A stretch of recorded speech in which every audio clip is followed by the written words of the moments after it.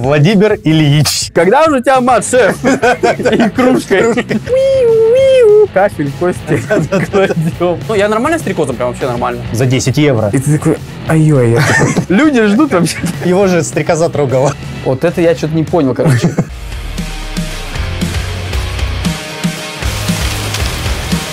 Сегодня мы будем говорить про твое путешествие. Вы с Настей ездили в такой трип, музыкальный, я так понимаю, в большей степени. Только получилось не музыкальный. Получился архитектурный какой-то. Планировалось как музыкальный, да. Я только из-за фестиваля ехал в ВГТ, Wave Gothic Treffen.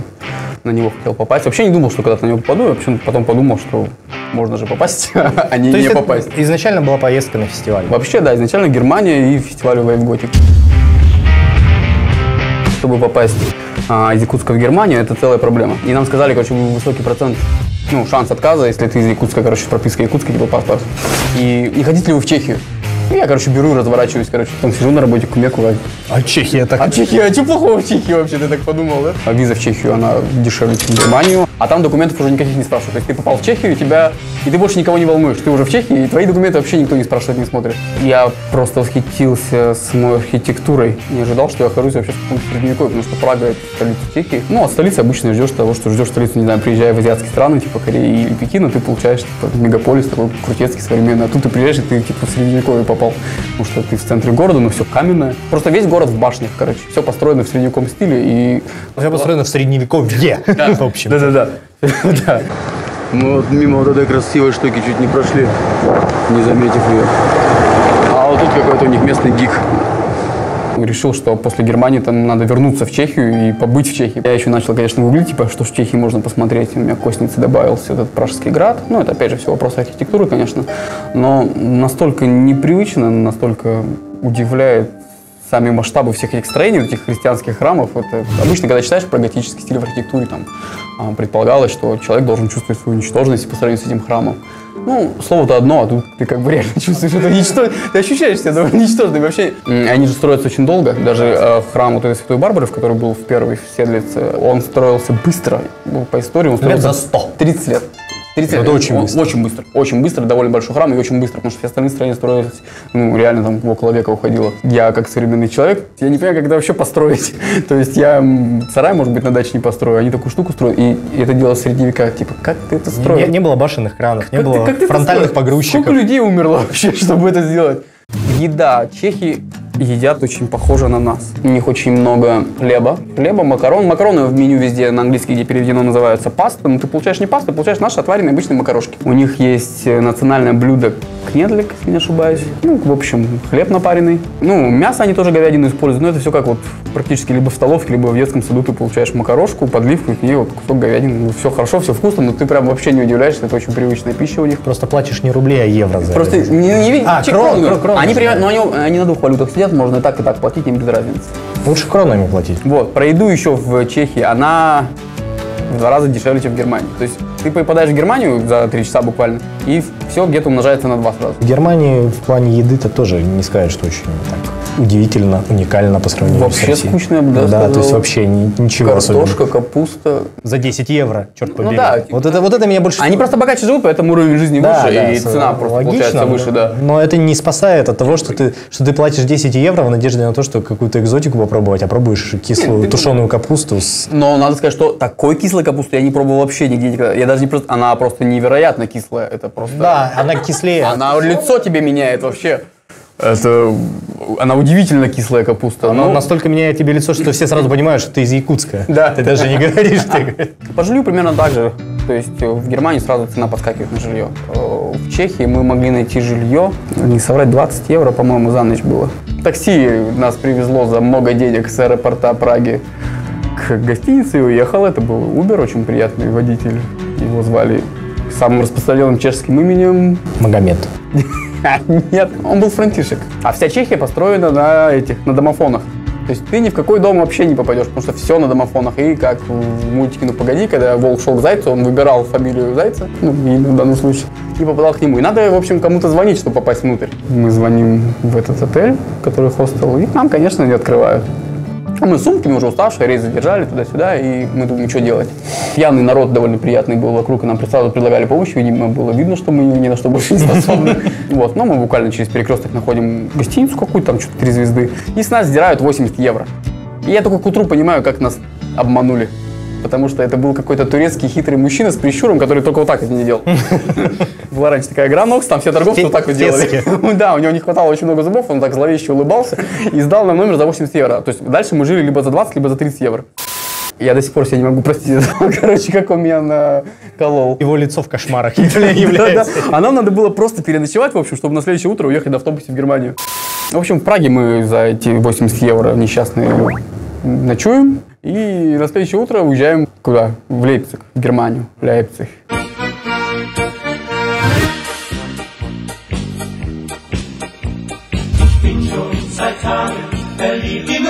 Мы оказываемся в Германии, мы оказываемся в Лейпциге, вокзал, на который приезжают и поезда, и автобус, он находится прямо в центре города, а вокруг него построен город. То есть мы прямо в центре сразу оказываемся, и живем мы тоже в центре. Предварительно, опять же, на букинге я забронировал это все. Когда в Чехии, ты можешь спокойно практически на русском языке общаться, потому что вся Чехия говорит на русском лучше тебя. В Чехии в этом смысле, конечно, легко, а в Германии по-русски уже практически никто не говорит. Лейпциг превращается на вот эти все дни, 3-4 дня, в сам фестиваль на Wave Gothic Treffen, в дальнейшем в ВГТ буду говорить. Весь город становится фестивалем. Потому что любая аптека, любой магазин, который не тематический, не готический, он становится частью вот этого фестиваля. Это же транспорт Дракулы. Это мировой, это самый большой готический фестиваль. Больше него нет. Там дальше все идет уже по ниспадающей. Фестиваль наполовину музыкальный, потому что другой части он состоит из музеев, выставок и вот вообще из всяких сборов. Знаешь, наподобие, для меня это было очень похоже на то, что происходит на гик-фестах. Ну, по крайней мере, у нас в Якутске. Это мое лицо. Здорово. То есть никто ничего не делает, просто все ходят и фоткают.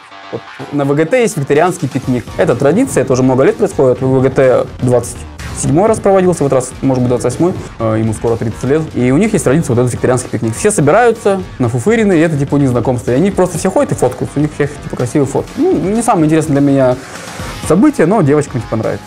Фестиваль обычно это место, куда ты приходишь. Ты приходишь, тут есть площадка, там может быть фудкорт, что-то еще, а тут наоборот. То есть весь город становится фестивалем, потому что он состоит из 50, если я не ошибаюсь, прямо из 50 точек, где проходит фестиваль одновременно. Ты должен, как бы, согласно своим приоритетам, выбирать, куда ты пойдешь. Потому что одновременно играют сразу около 25 групп, и остальное это выставки, лекции. Там очень много лекций читалось на разные темы, но все это обычно на немецком было. Различные музыканты, вот знаменитые темные сцены, которые они читают лекции, вроде как, если это твой кумир, интересно послушать, но если на немецком, вроде уже не очень. Философский, жизнь, смерть, искусство, туда-сюда, там по названиям понятно, в общем-то. То есть не как продать 25 альбомов? Не криптовалюта, нет, там, как продвинуть свой паблик, там, не, вот этого всего не было. Темы такие прям, ну, как будто литература была, разумеется. Ну, то есть, все-таки готы, короче, это немножко сказывалось. При посещении любого фестиваля планирование – это, наверное, главная задача, потому что фестивали обычно и разрабатываются с таким прицелом, чтобы люди могли выбрать сами то, что им интересно. Убер популярный, самые попсы, ну, прям мало. Вот Умф были, да? Вот Умф, ну, кто не знает Умф, кто, по крайней мере, неформально. Ну, кто, да, Умф, слушает. ты слушал Умф когда-то, или ты, пусть ты их не любишь, но ты про них что-то знаешь.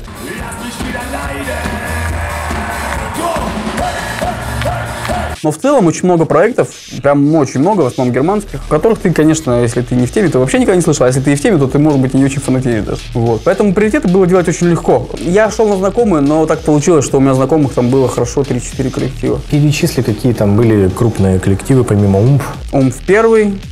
Ну, Вардруна можно сказать, что популярный. Популярный. Кто в теме, прям тащится по Вардруне, любит ее.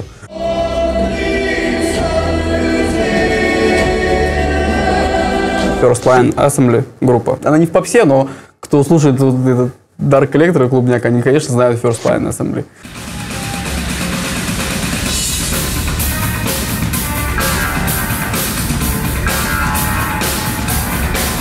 Когда мне мой брат спросил, типа, что там за группа будет, мне ему даже сказать нечего было, потому что у меня брат немножко не в теме этой. И мне даже нечего ему было сказать, потому что как я ему объясню, что играет. Ты сказал, ну, Умф, он сказал, будь здоров. Да. Группы-то какие я были? даже Умф не могу сказать, да, вот, а тем более про какую-то Вардруну или еще что-то такое говорить, поэтому, ну, Тиамат играли, ну, Тиамат это, они все равно легенды, они легенды.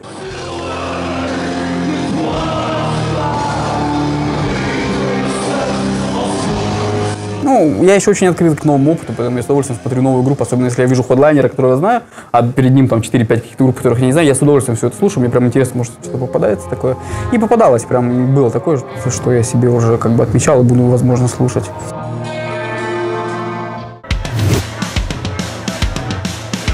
Привет. Мы в самой отдаленной точке проведения ВГТ. Выжгли дорожку в палаточном городке. Привет нашествию. Привет нашествию, конечно, да. Мы в Агрохале, огромный готический рынок. Видимо, на пару этажей. 39 евро. Как детская боди называется?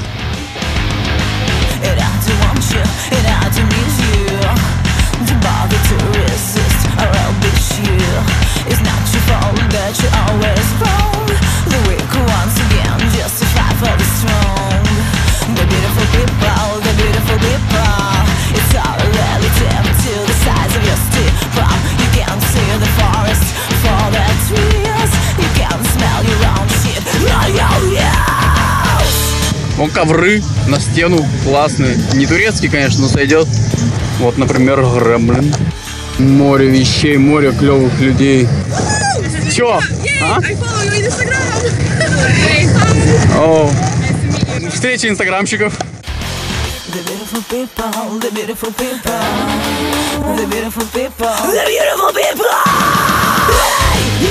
Здесь, в общем, короче, можно сделать массаж себе. Здесь предлагаю, да, приветы.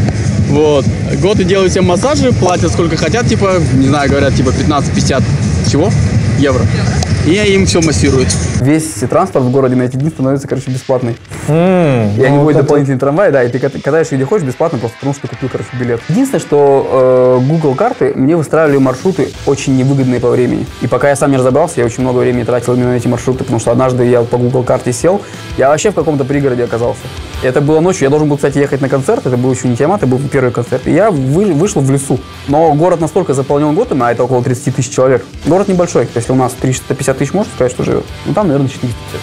И вот когда на 450 тысяч приезжает 30 тысяч готов, это прям жестко заметно. Это почти все готы, короче, на самом деле. Потому что если ты вот вышел в любой будний день, ну, кроме, наверное, выходных, ты видишь только готов. Ты приезжаешь в лес, и из кустов вылазят пьяные готы все равно. То есть все в готах. У фестиваля, кстати, есть приложение. Ты реально понимаешь, куда, во сколько и как добраться, в общем-то, довольно-таки удобно получается. Тот факт, что вокруг сплошные готы, это же очень круто. Есть же, ну, визуальная дифференциация, ты можешь сразу к людям абсолютно без зазрения совести обратиться, там, сесть на хвост вообще. Да, да, абсолютно спокойно общаешься. Еще круто тем, что как они выглядят, потому что это так пестро, так разнообразно. Вот это, он же фестивального, типа даже карнавального, можно сказать.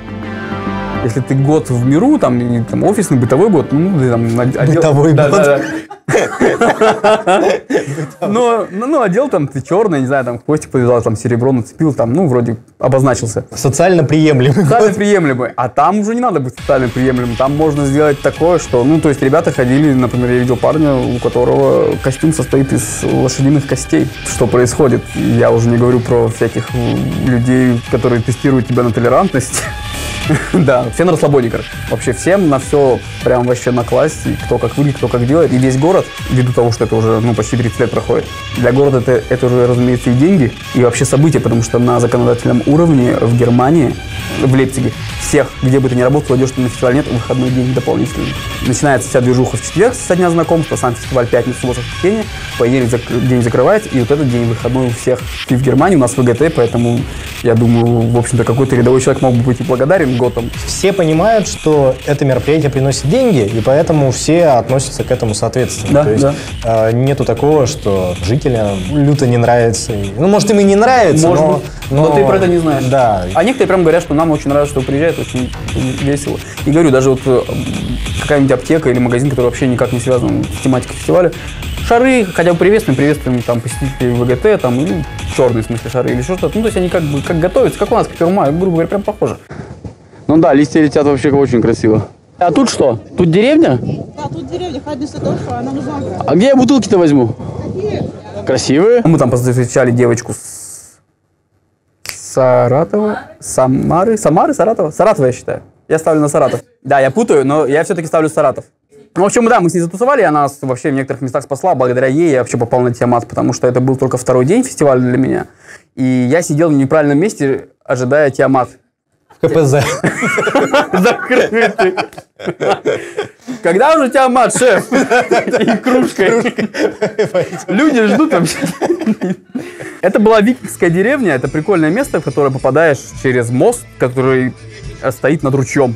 Ты попадаешь туда, там крепостные стены, и вся движуха происходит как... Там крепостное право. Да, там крепостное право, и все происходит как в Средневековье. Там часть ребят занимается тем, что обслуживают эту ярмарку, скажем так.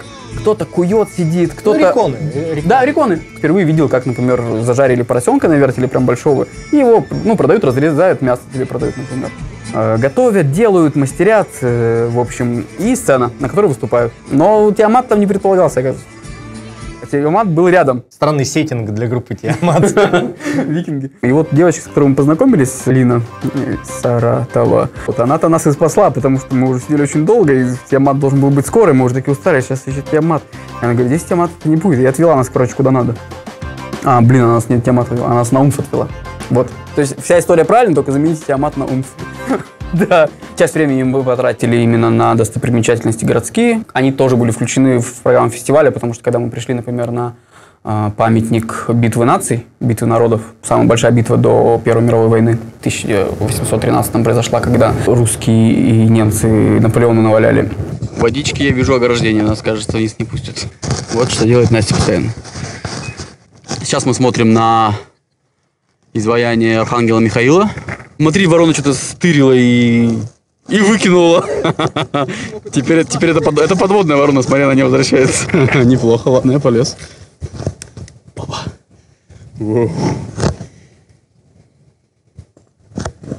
Тут еще ветер такой неплохой.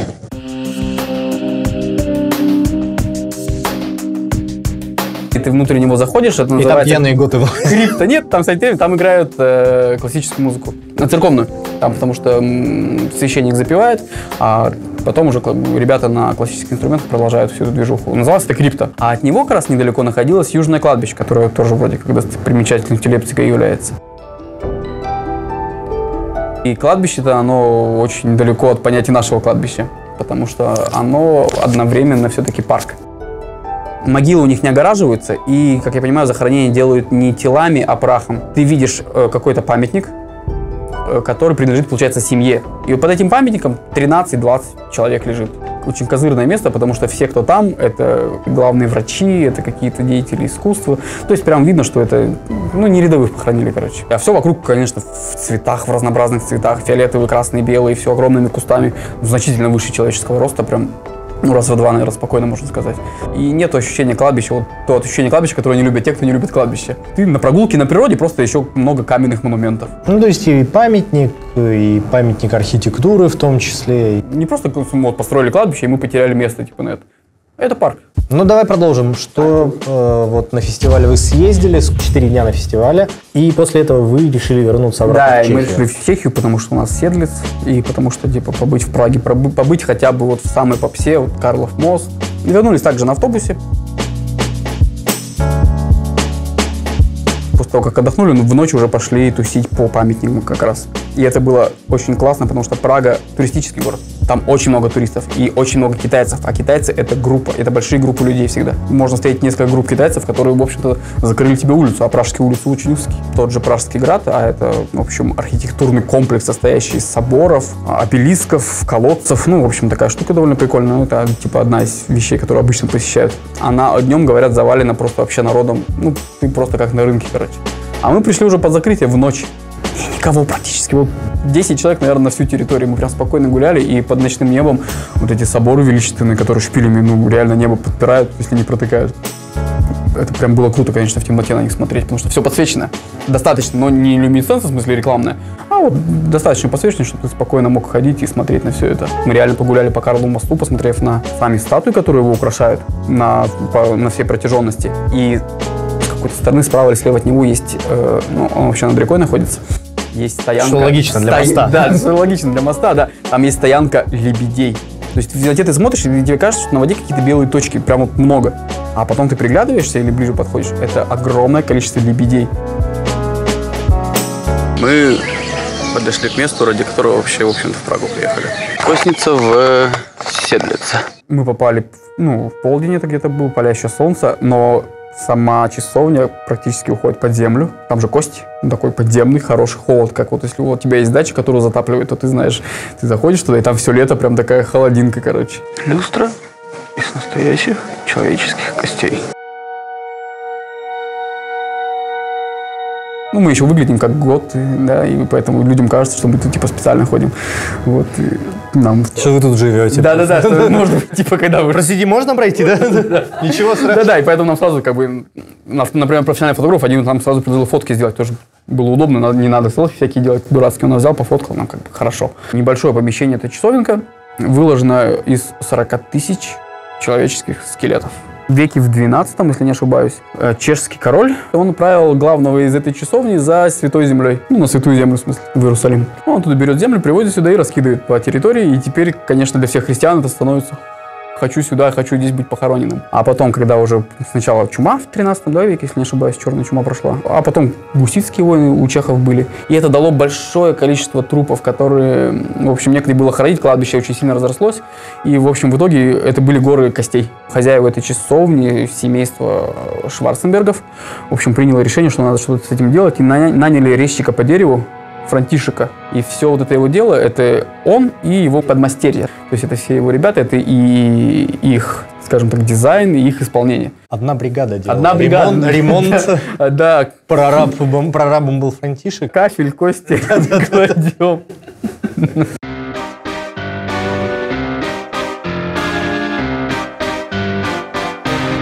Это наша очередная случайность. Алхимический музей, который был сделан из дома, где раньше жил средневековый алхимик Келли. Франтишек Келли. А может и не Франтишек, но в общем что-то Келли, потому что рядом есть бар, Келиксир называется.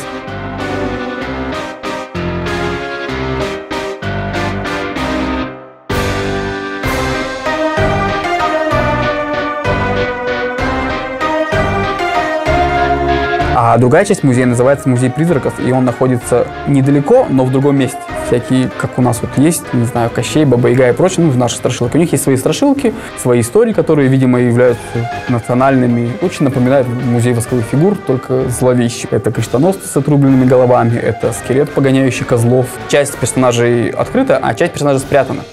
И некоторые прям запрятаны, надо знать, куда смотреть. Пасхалки, да, точно.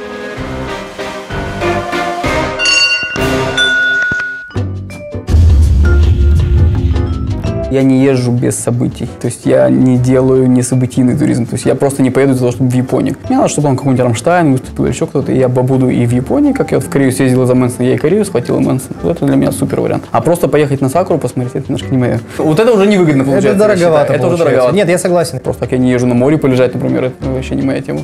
Реально путешествие легко далось. То есть я буквально за месяц стал все делать, а что все делать, я подал на визу просто документы. А все остальное я решил, что пусть оно будет как вот пойдет, и оно, в общем-то, так и было. Если говорить про конкретику, если прям переводить все с цифр, ну, смотрите, вы подаете документы на визу, если вот, например, вы в Якутске, 10 тысяч в данном случае, да, 10,5 у нас обошлась виза, и просто ждете, когда посредник в Москве сделает вам документы, вам их присылают. Если все хорошо, это происходит реально в течение месяца, даже чуть-чуть быстрее. Прилетаешь в Москву, а там, если ты подгадал стыковочный рейс, что при современных приложениях тоже несложно. То есть я скачал какое-то приложение, не знаю, у вас можно рекламировать, нет? Skyscanner. Авиасейлс, по-моему. Из Праги ты находишь любую автобусную компанию, опять же, просто через поисковик. Ну, реально, с интернетом вообще много мозгов не надо. А вот на самом деле такой важный практический вопрос, как с мобильным интернетом обстоят дела? Я прижимистый в этом плане, я во всех своих путешествиях, я на Wi-Fi чисто живу. То есть ты не пользуешься мобильным интернетом, да? Я экономлю. Просто Wi-Fi везде, а иногда даже на улицах. Ты в гостинице сидишь, у тебя Wi-Fi, ты спланировал маршрут, Тугис работает. Тугис в Чехии, кстати, есть. Прага – тугисный город вообще. Тебе вообще интернет не нужен, ты всегда ходишь. Ну да, если дубльгиз работает, конечно, вообще. Очень легко, вообще ты практически не напрягаешься, то есть ты знаешь все везде и всегда, короче. Да, если мы говорим об инвестициях, это все-таки инвестиции в воспоминания, во впечатления, это... Это в то, что ты не прочитал, не увидел, а то, что ты внутри, то, что ты почувствовал. Это... То, что ты пережил. Пережил, да. Ты платишь за жизненный опыт. Да, и такой, который с бухты-барахты, ну, как бы вроде как редко случается. Да. Оставляйте в комментариях, где вы тоже, может быть, побывали, в какие удачные места и локации попали. Может быть, вы были на музыкальных фестивалях. Нам это особенно интересно. А с вами была программа «Ветви». С вами был блог студии «Ветви» и наш гость Владимир. Я же Вонка. Вонка. Какой Владимир? Владимир Ильич. Столько лет вонку продвигал. Только пробиваться начало. Пророщенный рис. Ну ладно. Звук писался, я надеюсь, потому что мы это... Да, час 36. Прости, господи.